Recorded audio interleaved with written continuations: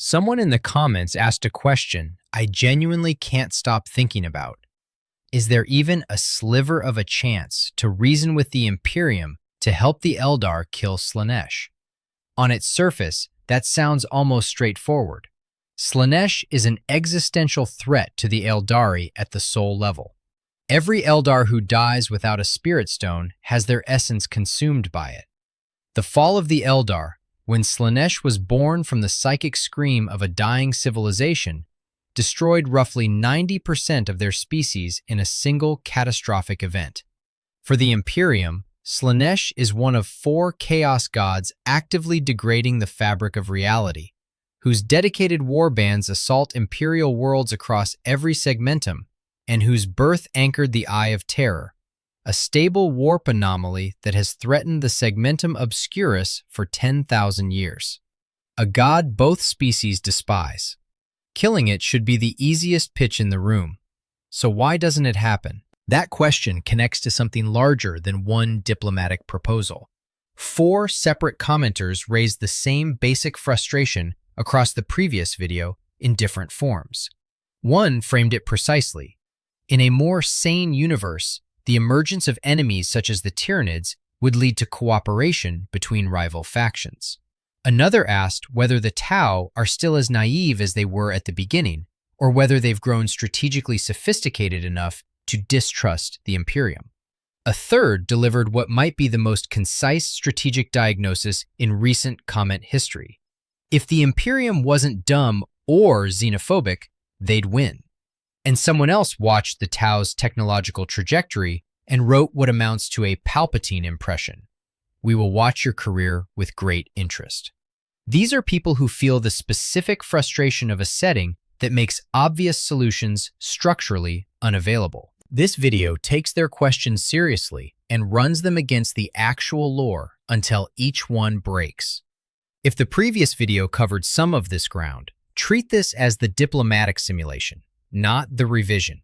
We're going to build the strongest possible case for each alliance, advocate for it genuinely, and then show you the precise lore mechanism that makes it collapse. The thesis, stated once, the grimdark setting isn't aesthetic flavor. It's a structural lock built from 10,000 years of compounding trauma and institutional calcification, designed through catastrophe and survival to prevent the one cooperation that could save the galaxy. The rulebook puts it directly. Forget the power of technology and science. Forget the promise of progress and understanding. For in the grim dark future, there is only war. That's not tone, that's architecture. And to understand why the architecture holds, you have to understand what built it. The Imperium isn't xenophobic because it's cruel.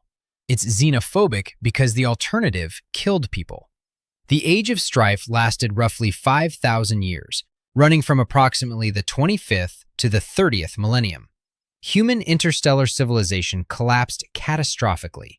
The warp storms triggered by Slaanesh's psychic gestation forming in the Imperium severed communication between colony worlds and made faster-than-light travel nearly impossible across extended periods.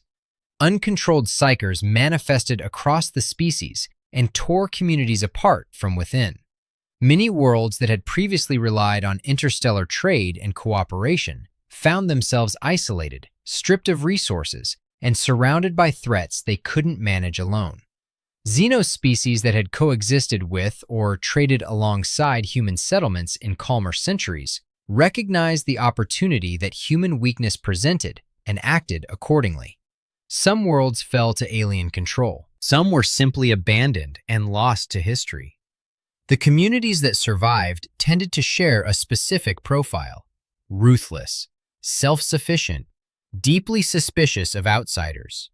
The communities that trusted their neighbors, including alien neighbors, frequently didn't survive to inform subsequent decisions. Survival selected against openness simultaneously at the genetic and cultural level. 5,000 years of this produces not a bigotry, but a doctrine, because bigotry is an attitude and doctrine is a system. And what the Imperium built out of the Age of Strife is definitively a system. The people who made the choices that kept humanity alive didn't make those choices from hatred. They made them from a pattern of evidence that was consistent and lethal and stretched across 5 millennia. Then came the Great Crusade, which gave humanity back the stars. The Emperor's forces encountered Xeno civilizations across that reclaimed territory. Many were exterminated or driven out. The template for what the Imperium would become in its relationship to alien life was established during these centuries of expansion. Conquest as the default posture, extermination as the standard outcome, with survival of the species as the justification sufficient for any decision made in service of it. Then came the Horus Heresy in the 31st millennium. Half of the Emperor's Primarchs, his own genetic sons, demigod warriors built from his genome and raised in his direct service, turned against him. The heresy killed trillions, burned entire star systems, and left the Emperor mortally wounded and interred on the Golden Throne, where he has existed in a state between life and death for 10,000 years since.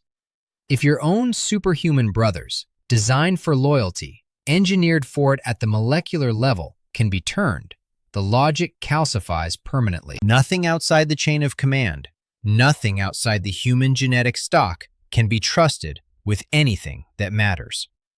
The institutional response followed. The Inquisition formed to hunt internal threats. The Codex Astartes restructured Space Marine power to prevent any single force from threatening Terra again. The Ecclesiarchy systematized the Emperor's divinity into formal theology enforced across 1,000,000 worlds. That theology states, not as cultural preference, but as doctrinal mandate propagated by the Adeptus Ministorum, mankind has a divinely inspired manifest destiny to be the sole ruler and inhabitant of the galaxy. All other intelligent life is to be reviled as an abomination and an affront to the God-Emperor's plan for humanity. The Inquisition then maintains constant surveillance for, in their formal terminology, potential contamination through contact with Xenos. The only legal exception to this is the rogue traders, who hold warrants of trade signed by the Emperor himself, granting explicit authority for Xenos contact in ways that are otherwise prohibited. That exception's existence proves the rule with unusual clarity. Specialized individuals need ancient imperial sanction at the highest level to do what everyone else is categorically forbidden from considering. And even rogue traders are trading with alien species, not forming military alliances with craft-world powers. Before calling this irrational, understand what it actually is. The Imperium built a survival machine out of 10,000 years of accumulated proof that open civilizations die. The machine kept humanity alive through conditions that should have ended the species entirely. The communities that trusted alien neighbors during the Age of Strife aren't here to argue for their approach. The communities that didn't are, and they built the Imperium from the lesson. The tragedy, and this is the entire point of 40K, is that the machine which kept humanity alive is now the thing preventing humanity from being saved. With that foundation in place, let's build the strongest possible case for the most compelling scenario before we take it apart. Scenario 1, the Imperium and the Eldar, and specifically, the Slaanesh question that started this. The shared enemy is real, and the stakes are existential for both parties in documented and specific ways. For the Eldari, Slaanesh isn't an abstract theological concern. The god was born directly from the fall of their civilization, the cumulative psychic consequence of a species in the grip of hedonistic excess, building across millennia until it erupted into the immaterium and tore open a wound in reality that still exists as the Eye of Terror. Before the fall, the Eldari Empire was the dominant civilization in the known galaxy. After it, 90% of their species was gone in a single catastrophic moment, and the survivors found themselves haunted by a warp entity that hunts their souls specifically at the metaphysical level. Every Eldari who dies without a spirit stone, the small psychic gemstone they carry to capture the soul at the moment of death, is consumed by Slaanesh. The entire post-fall civilization they constructed, the craft world system, the spirit stones, the infinity circuits where ancestral souls rest in communal networks, the obsessive ritual structure of the paths governing every aspect of Eldari life. All of it's a civilization-wide defensive response to a single existential predator their ancestors created by accident. They know Slaanesh's nature better than any other species in the galaxy because they built it. That knowledge isn't a trivial advantage to offer a potential partner.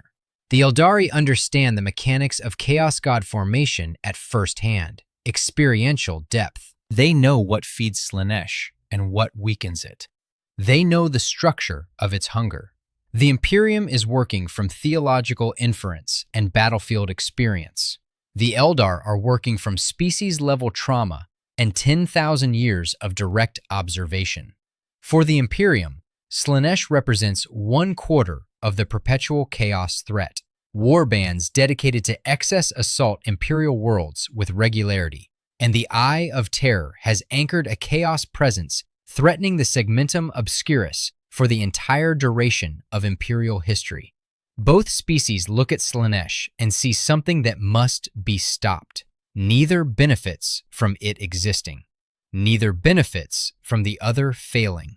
The strategic logic is as clean as strategy gets in a setting built to prevent clean strategic logic. The battlefield cooperation has actually happened. At least 9 documented canonical instances of Eldar and Imperial forces operating alongside each other exist. Against Chaos during the Cadian campaigns, coordination between Marneus Calgar and Craftworld forces during the Vigilus conflict, joint operations against Tyranids on multiple occasions, and an ancient pact between the Ordo Xenos and certain Eldar warhosts. The pattern holds consistently. When a threat is immediate enough to kill both species simultaneously, they fight together. Not formally, not comfortably, but together. Then there is Eldrad Ulthran himself, and his reputation as an ally is more complicated than his enemies allow. Eldrad is the greatest Farseer the Eldari have produced. He has lived for over 10,000 standard years. Across codex materials from multiple editions, he is described as the most gifted psyker ever born amongst the Eldari. His precognitive abilities operate across thousands of light years and centuries of branching probability, and he has used those abilities in ways that benefited the Imperium. Specifically, he foresaw the Horus Heresy before almost any other being in the galaxy and attempted to warn the Emperor of the coming betrayal.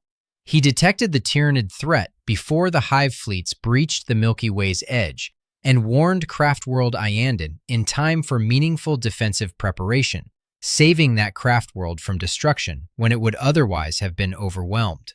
In the calculus of existential threat assessment, Eldrad has historically been on the right side of the ledger, not out of affection for humanity, but because Eldar survival required accurate, long-range prediction of galactic-scale events. The intelligence advantage the Imperium could access through genuine Eldar cooperation goes beyond Eldrad specifically. Farseers navigate the skein of fate, psychic precognition operating months or years ahead of events, charting probability currents and potential futures simultaneously. The Eldar built the Webway, an extra-dimensional network threading through the galaxy, before human civilization had developed writing. Their understanding of warp mechanics runs at depths the Imperium can't approach, because Imperial warp interaction is mediated entirely through navigator houses and the Astronomicon, tools for traversal, not for comprehension. Bring Eldar Farseers into a sustained joint operation against Slaanesh, and you have strategic warning infrastructure the Imperium can't build independently. The Inari make the case stronger still. Ivrain, former Harlequin, former Corsair, former Dark Eldar Witch, now emissary of the nascent Eldari god, Enid, led her people to Macragge in 999 M41. Working alongside Archmagos Dominus Belisarius Call, she helped resurrect Robute Gilliman. The Primarch of the Ultramarines, dead for 10,000 years, brought back at the direct intersection of alien power and imperial necessity. The Inari foresaw that Gilliman's resurrection would alter the skein of fate toward Ennead's full emergence and the survival of the Eldari species. This wasn't altruism. It was long-range strategic calculation that required keeping humanity alive as a necessary variable rather than treating it as an incidental casualty, which makes the Inari the first Eldar faction in history whose primary survival project includes humanity as a participant rather than a resource. Then Guilliman said something that hadn't been said by an Imperial authority figure in recorded history. In the audio drama Hand of Darkness, the Lord Commander of the Imperium, Imperial Regent, and Primarch of the Ultramarines addressed the High Farseer of Ulthwé directly. "I have need of allies, Eldrad."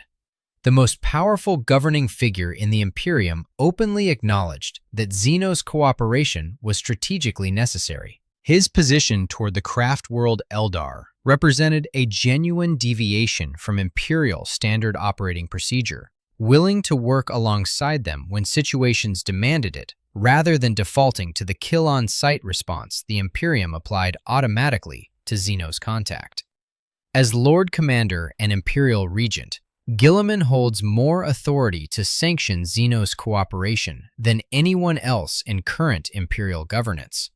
If any single figure could authorize what the commenter's question proposes, it's him, and he has already indicated the willingness.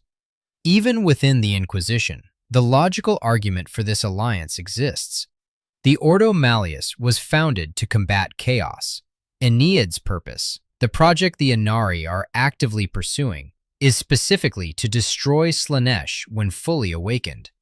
A pragmatic Ordo Malleus Inquisitor who understood the Seventh Path could make the argument: protect the Inari long enough for their god to do the work. The enemy of Slaanesh is worth examining before it's destroyed.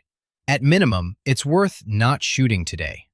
The Inari are structurally different from other Eldar factions in ways that matter for this argument.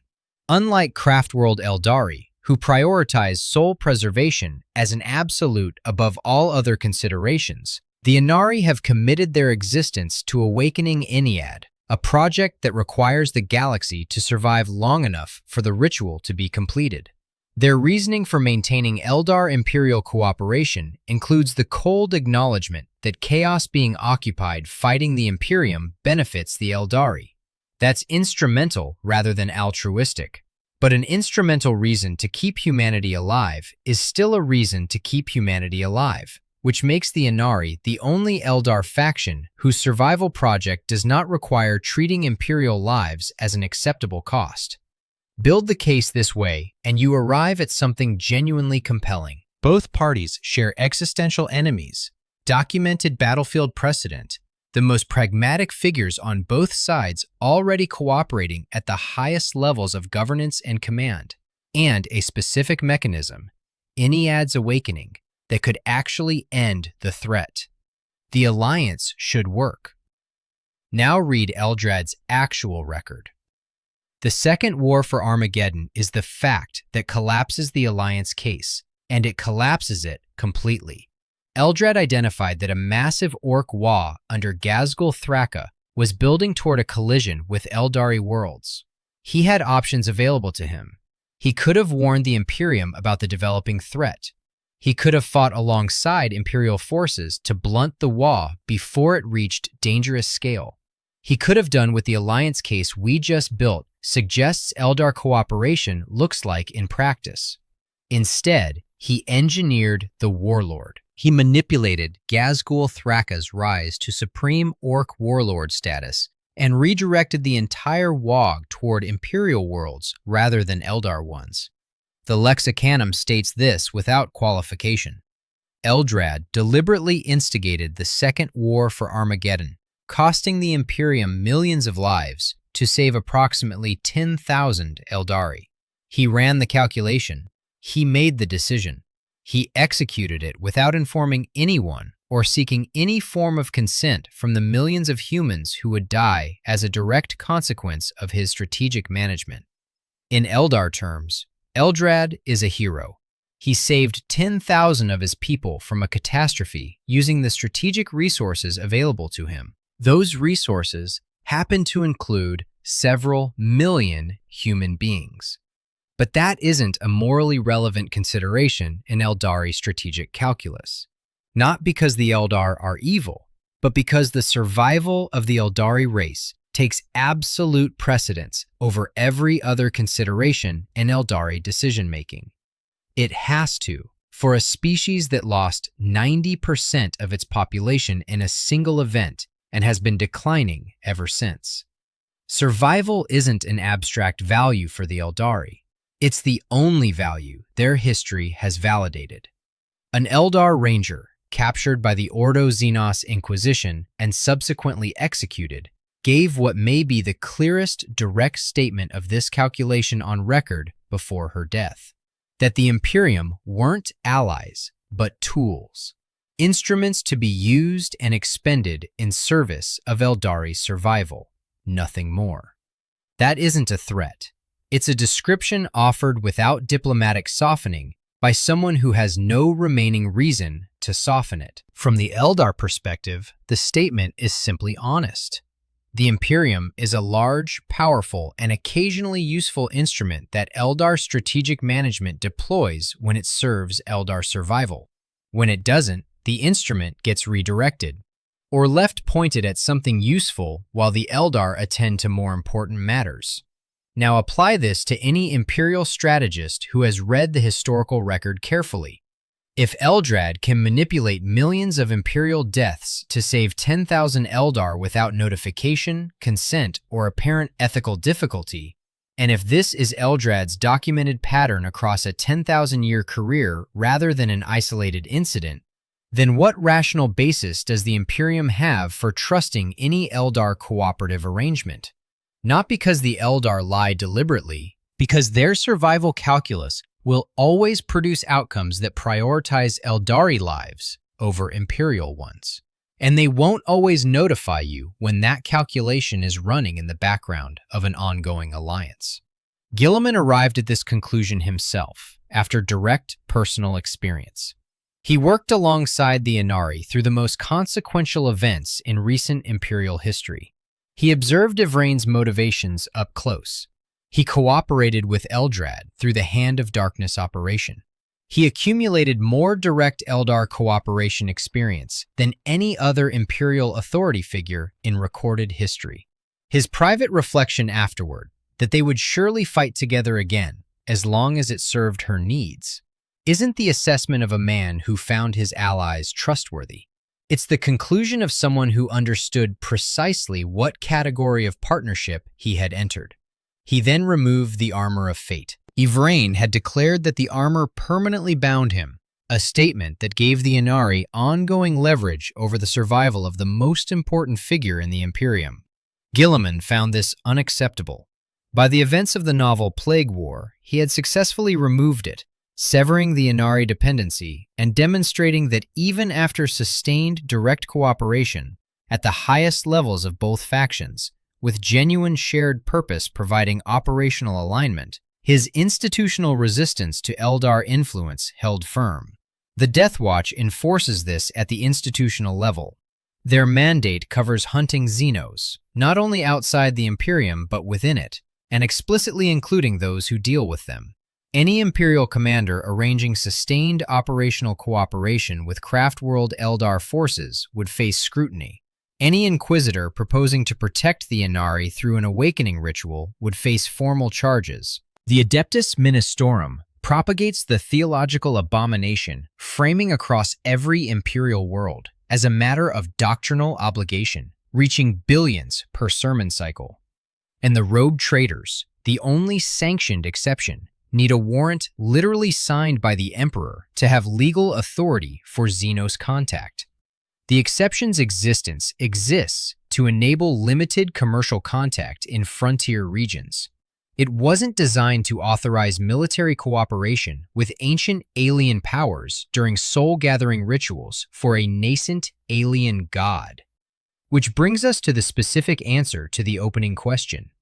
Ennead's awakening requires empowering a warp entity.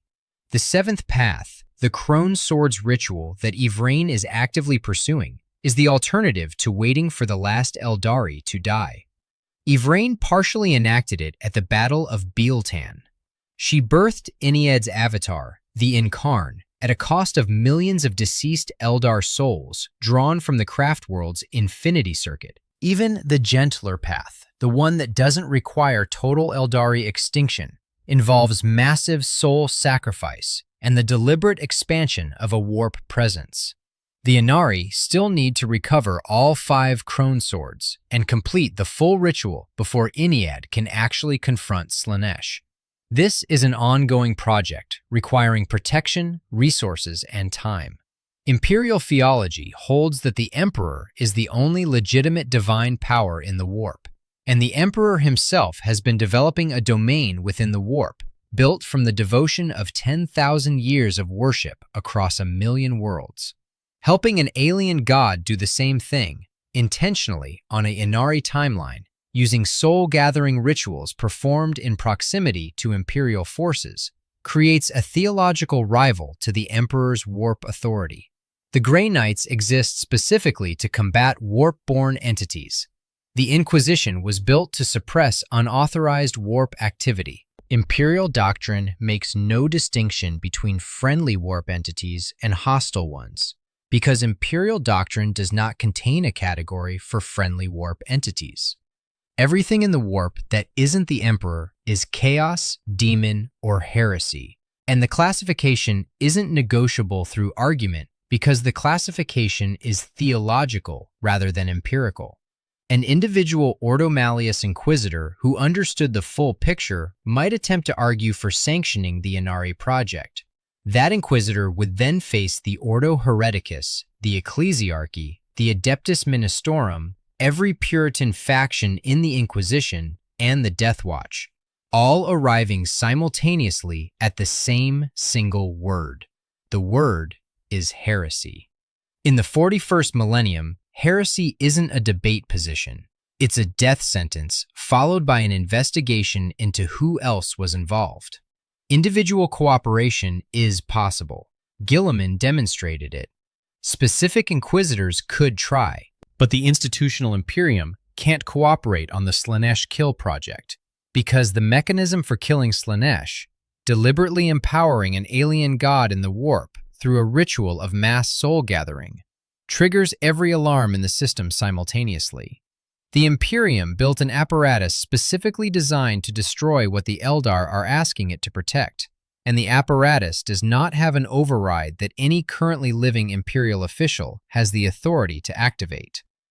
The Tau scenario presents a different kind of impossibility, and the difference matters. The Tau are canonically the most cooperative, communicative, diplomatically active species in the galaxy. Their founding philosophy, the greater good, Tauva, explicitly includes non-Tau species within its framework at the foundational level. Not assimilation as the Imperium practices it. The Kroot hunt as mercenaries and maintain their own cultural identity within the Tau military structure. The Vespid operate as aerial specialists without surrendering their hive organization. The Guevesa, humans who have voluntarily joined the Tau Empire, retain their customs and live under Tau protection, recognized by a formal category with a formal name. The Tau sent diplomatic missions to every major faction in the galaxy. Every single one ended badly. But the attempt itself is the significant thing. The Tau are the only species in the 41st millennium that keeps trying to negotiate with everyone, including the species that just tried to kill them. The Damocles Gulf Crusade from 742 to 745 of the 41st millennium illustrates the Imperial position with unusual clarity. Imperial forces advanced deep into Tau space. The campaign was going well by conventional military metrics. Then it stopped, not because the Tau delivered a decisive military reversal, but because a Tyranid invasion in another theater demanded those resources immediately. The Imperium withdrew. No treaty was negotiated. No diplomatic recognition was established. No formal communication marking a changed relationship was exchanged. The campaign remained officially an ongoing operation with paused scheduling. The plan for the Tau was always annihilation. The timetable simply slipped due to competing commitments. The official reason the Tao Empire exists in the 41st millennium is resource allocation. Destroying it would cost more than the Imperium can spare from other theaters simultaneously. The Tao survive not because the Imperium has decided they deserve to exist, but because murdering them is currently impractical. This is the Imperium's diplomatic position expressed in its most honest form. Their internal situation adds complexity. The Tao Ethereals, the ruling caste directing Imperial policy, actively suppress knowledge of chaos from the broader Tao population. Commander Farsight Oshova is the most battle-experienced Tao commander in canon. During his campaigns, he encountered the reality of the warp and of chaos directly, in ways the Ethereals had systematically concealed from the species. He found the concealment unacceptable. He broke from ethereal control and established the Farsight Enclaves as an independent Tao faction, specifically so he could operate without that institutional suppression.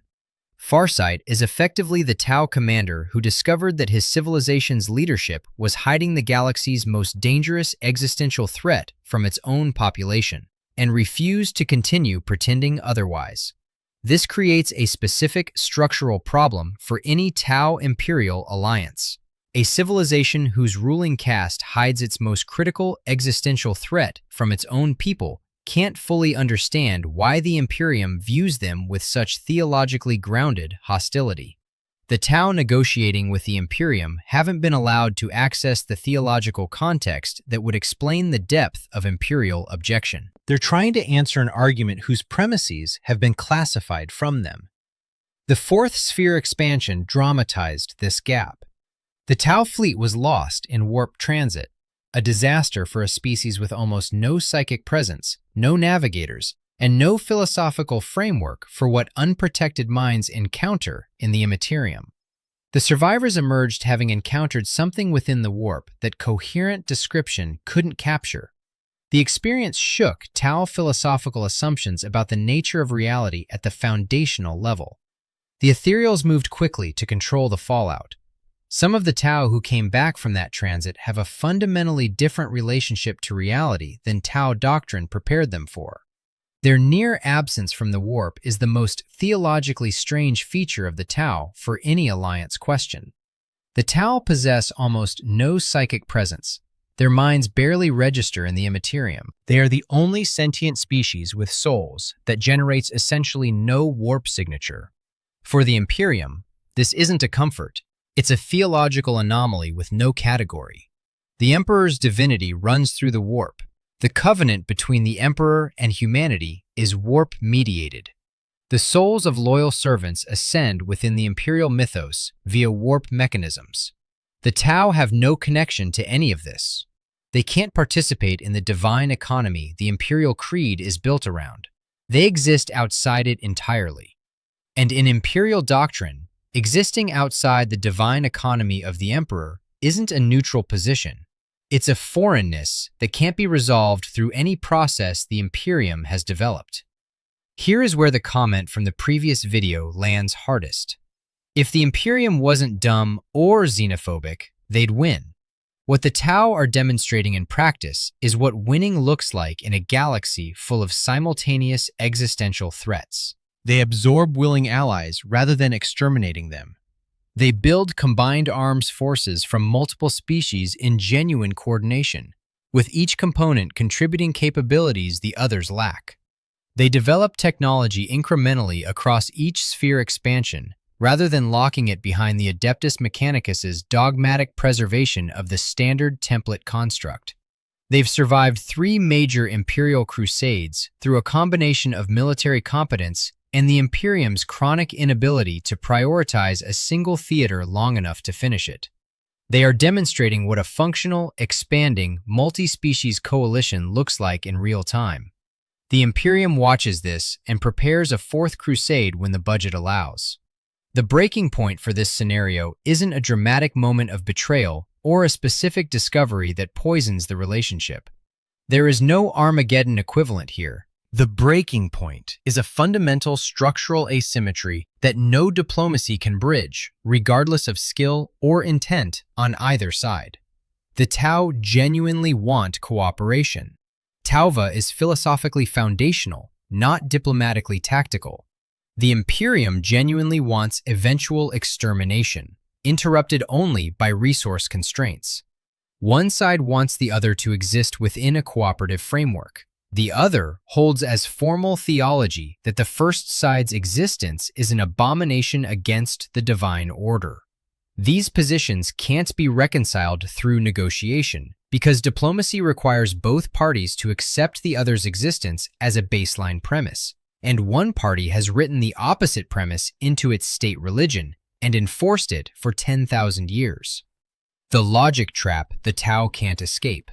The more cooperative and reasonable they become, the more obviously the Imperium is the irrational actor. But being more reasonable does not change the Imperium's position, because that position is structural rather than argumentative. The Tau can't reason their way past a theology that declares their existence wrong. Better arguments don't reach institutions that have stopped accepting new arguments on the question. The orcs need no diplomatic simulation. The answer is baked into the biology. An in-universe text describes orc society with what amounts to accidental precision, that the orcs are the pinnacle of creation, that for them the great struggle is already won, that they have evolved a society which knows no stress or angst. Every other faction in this conversation is fighting to survive a galaxy perpetually at war. The orcs designed the galaxy that way. They arrived at their endgame before anyone else understood what game was being played. The Wa field, the Gestalt psychic energy generated by orc biology en masse, doesn't distinguish between enemies and allies in any operationally meaningful sense. The canonical position is direct. You're in danger from orcs regardless of your relationship with them. If they hate you, they fight you. If they respect you, they still fight you. The Blood Axe orcs occasionally work alongside humans as mercenaries, and they do it specifically because fighting alongside humans makes the eventual fight against those humans better sport. Any alliance with the orcs ends the moment the agreed-upon enemy runs out, after which the alliance partner becomes the next agreed-upon enemy.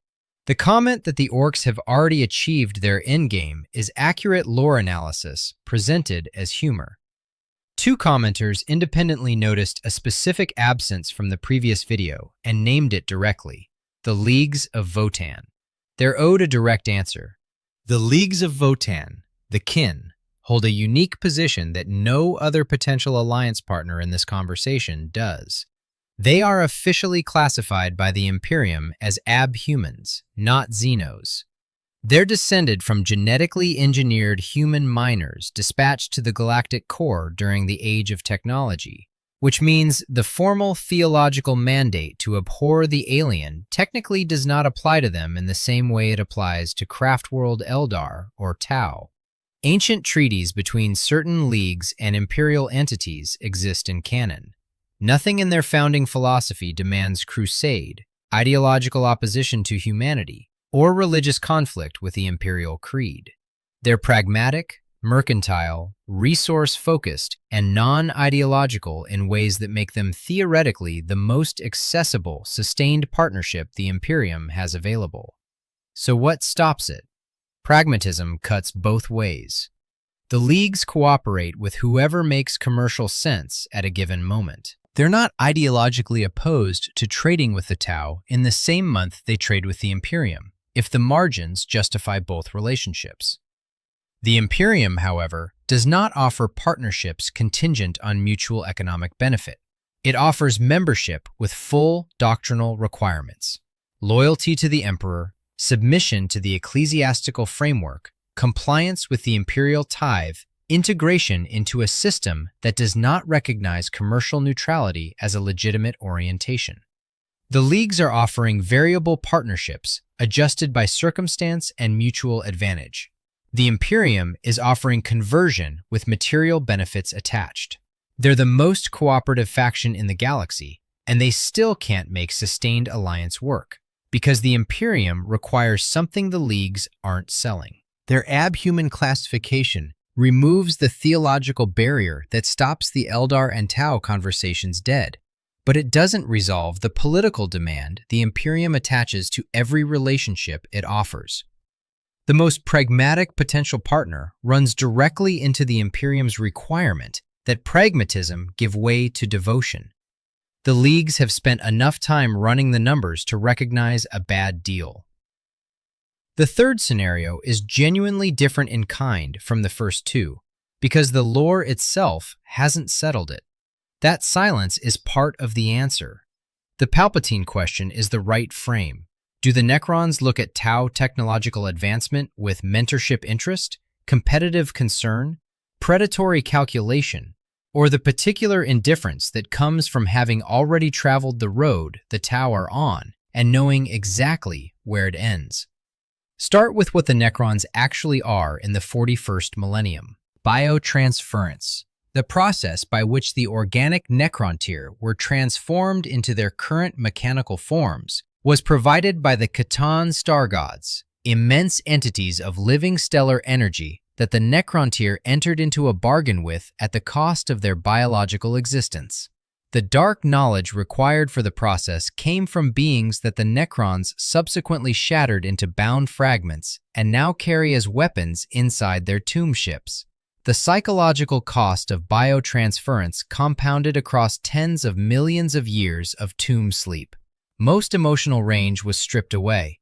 The capacity for complex connection degraded into something barely distinguishable from the automated logic of the machines the Necrons command. What remains in individual overlords varies enormously. Trazyn the Infinite retains a collector's fascination that approaches genuine enthusiasm. Others function at levels barely distinguishable from the systems they oversee. The Silent King, Sarek himself, the Necron who orchestrated biotransference across the entire species, returned from his self-imposed exile beyond the galaxy after discovering the scale of the Tyranid threat. He carries the weight of having done to his people what can't be undone. His current project is trying. The anti-Tyranid coalition is where this becomes relevant. The Silent King returned to the Milky Way and concluded no single faction could address the Tyranid threat alone. The Necrons allied with the Blood Angels on two separate occasions against Tyranid forces, during the Cryptus campaign and at the Alliance at Devil's Crag. These are documented canonical events. Necrons can form alliances. The structural impossibility that applies to the Imperium Eldar case does not apply here in the same way. The blocker is different in kind. There is no unified Necron polity capable of ratifying or honoring a sustained agreement across dynastic lines. The Silent King is attempting to reassert central authority, but he shattered it himself 60 million years ago, and individual dynasties have been autonomous since then. A formal arrangement with the Sautek dynasty means nothing to the Nihilak dynasty. An agreement negotiated with one overlord does not constrain the overlord in the adjacent tomb system. Necrons waking from tomb sleep and finding alien civilizations settled on worlds they remember as theirs aren't bound by anything arranged last century. The coalition the Silent King is building has real members, but the Necrons outside it have independent claims, independent calculations, and independent timelines. So, mentorship, rivalry, curiosity, or prey? Probably all four depending on which Necron is doing the looking. An overlord with Trazyn's temperament might find Tau empirical methodology genuinely interesting as a long-form observational curiosity, watching a species build upward through scientific accumulation toward conclusions the Necrons finished millions of years ago. The Silent King might see Tau anti-Tyranid military capacity as a potentially useful variable in coalition planning. A species with almost no warp presence has specific operational properties in certain theaters, and the Tau's demonstrated ability to absorb and coordinate alien auxiliaries looks like an organizational model worth studying if you're trying to build an anti-Tyranid coalition. A newly awakened dynastic overlord, finding his tomb world bordered by expanding Tau settlements, sees prey, and sees prey that doesn't know it's being assessed. The Tau have no reliable way to know which response they'll receive before receiving it. There's no unified Necron diplomatic address, because the unified Necron Empire hasn't existed for 60 million years. The darker answer to the Palpatine question is this. The Necrons don't need a mentorship relationship with anyone. They already know where technological ambition leads when a species commits to transcending its biological limitations through science and artificial augmentation. They know because they took that path themselves 60 million years ago, and they called the destination biotransference. The process the Silent King arranged. The process he has spent his entire exile and his entire return trying to undo. If the Tau are on a trajectory toward transcending biological constraints through technological development and the Ethereal's control structures, their suppression of warp knowledge from their own population, their careful management of what the Tau species is allowed to know about what lies beyond their current civilization, suggests that some version of this question is already being asked inside the Empire. Then the Necrons watching them aren't observing a rival's early career with interest. They're watching someone approach the cliff they fell from. And the Necrons aren't in the business of issuing warnings, because warning anyone would require caring about the outcome in a way that biotransference made structurally difficult tens of millions of years ago. Someone asked whether there was even a sliver of a chance. Having run each scenario to its specific lore-grounded breaking point, the answer is precise. Individual Imperial figures could be convinced. Guilliman demonstrated this in direct practice.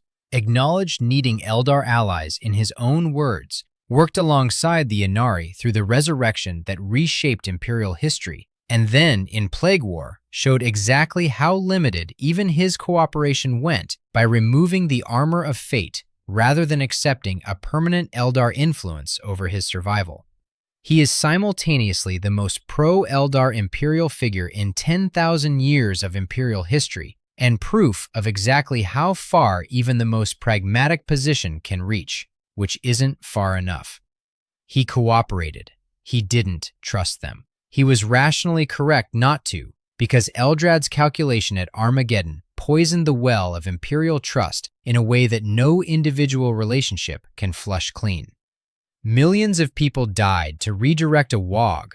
The math doesn't stop being the math because Yvraine helped bring Guilliman back.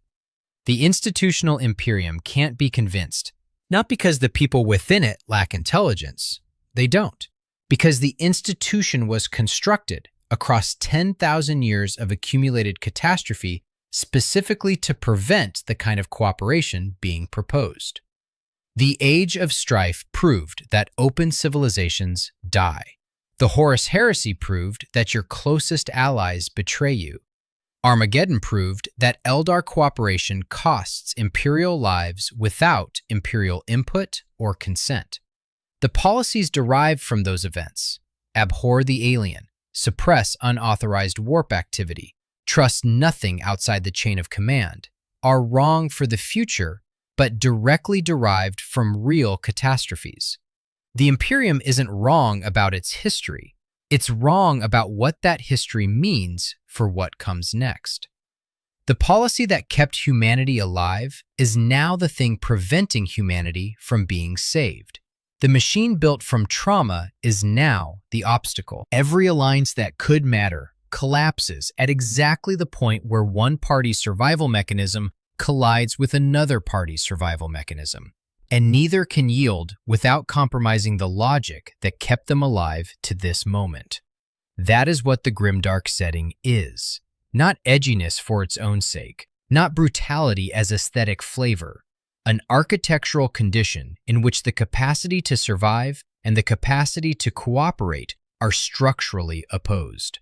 And 10,000 years of compounding history has made that opposition load-bearing. Remove it, and what's holding the setting together collapses. In the grim darkness of the far future, there is only war. Isn't a tone. It's a proof statement. The setting demonstrates its own thesis by showing you the alternatives clearly enough to feel the cost of them.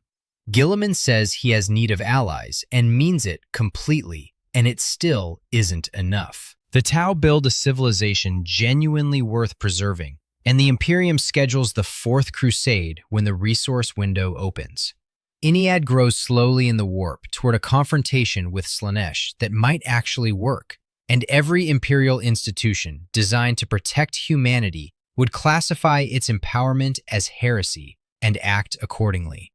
The gap between this could work and this can't work is where tens of thousands of years of fictional history live. The setting holds your attention not because the darkness is complete, but because the alternatives are always just visible enough to hurt. So, which alliance came closest to working? That is the argument worth having. My read is the Guilliman-Yennari cooperation, two documented figures who actually wanted it to succeed, one pragmatically and one instrumentally, operating in direct collaboration through one of the most consequential moments in recent lore, still dissolving the moment the immediate crisis passed. The Eldar scenario has the strongest underlying case and the most specific breaking point. But the Tau argument makes the Imperium the irrational actor in a way the Eldar case can't quite manage, because the Tau are the only faction in this conversation that offered genuine partnership rather than conditional arrangement, which makes the Imperium's refusal the starkest single demonstration of what the structural lock actually looks like in practice. Drop your argument in the comments, and subscribe if you want more of this kind of lore analysis.